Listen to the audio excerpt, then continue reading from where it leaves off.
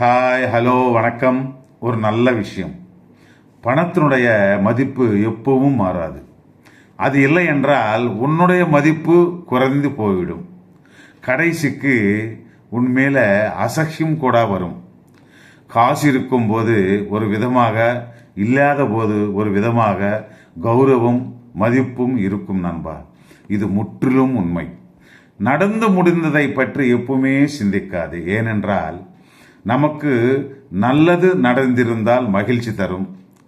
நடந்த கெடுதல் மட்டும் அனுபவத்தை தரும். நீ வயித்தை கட்டி சம்பாதித்தது குறைவாக செலவு பண்ணி மிச்சத்தை பத்திரமாக வைத்துக்கொள். அது நாளை உன்னுடைய பிள்ளைகளுக்கு நல்லது. ஆனால் அடுத்தவன் வயித்தை அடைத்து சம்பாதிக்காதே. அது பாவமும் கூட. உன் பிள்ளைகளுக்கே சேரும். இது மட்டும் நினைவில் வைத்துக்கொண்டு சம்பாதனை செய். நீ எப்பவுமே நம்முடைய ராசியை நம்பாதே.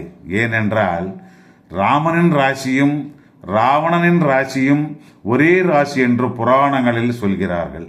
அதனால நீ கர்மையை மட்டும் நம்ப வேண்டும். அதை கேத்தபடிதான் நம்ம வாழ்க்கை அமையும்.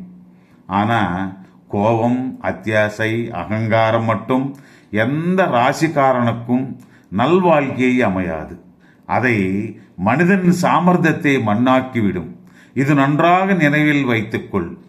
நமக்கு ஒரு கஷ்டம் வந்தபோது எந்த கை உன்னை விடாமல் பிடித்திருந்ததோ அந்த கையை உன்னுடைய கடைசி மூச்சிருக்கும் வரை விடாதே. அதை யாருடைய கரம் தெரியுமா? அதுதான் உன்னுடைய மனைவி கரம். அனைத்து வியாதிகளுக்கும் மருந்திருக்கிறது. ஆனால் ஆணவத்துக்கு மட்டும் மருந்து கண்டுபிடிக்கவில்லை நம்ம விஞ்ஞானிகள். அதனால அதுக்கு மருந்து காலம்தான். அதுதான் பதில் சொல்லும். மனிதர்களுக்கு பறவைகளுக்கு என்ன வித்தியாசம் தெரியுமா? ஒரு பறவை மேலே பறந்தால் எல்லா பறவைகளும் அதோட மேலே பறக்கும், மகிழ்ச்சி அடையும். ஆனால் மனிதர்களில் ஒருவன் மேலே உயிர்கின்றான் என்றால் அவனை எப்படியாவது மேலுக்கு வரவிடாமல் தடுத்து ஆனந்தம் அடைவார்கள். அளவுக்கு அதிகமாக ஒருவனுடைய செயல் இருந்தால் அவன் கண்டிப்பாக நடிக்கிறான் என்று புரிந்து கொள்ள வேண்டும். நம்மை சந்தோஷமாக பார்த்து கொள்ளும் 100 பேர் நண்பர்கள் இல்லாவிட்டாலும் நம்ம கண்களில் கண்ணீர் துடைக்கும் ஒரே ஒரு நண்பன் இருந்தாலே போதும். ஆரோக்கியமாக இருப்பதற்கு ஒரு டம்ளர் நல்ல மாட்டுப்பால் போதும். கழுதைப்பால் ஒரு குடம் இருந்தால் என்ன பிரயோஜனம்? சொல்லுங்கள் நண்பர்களே, இதுதான் உண்மை.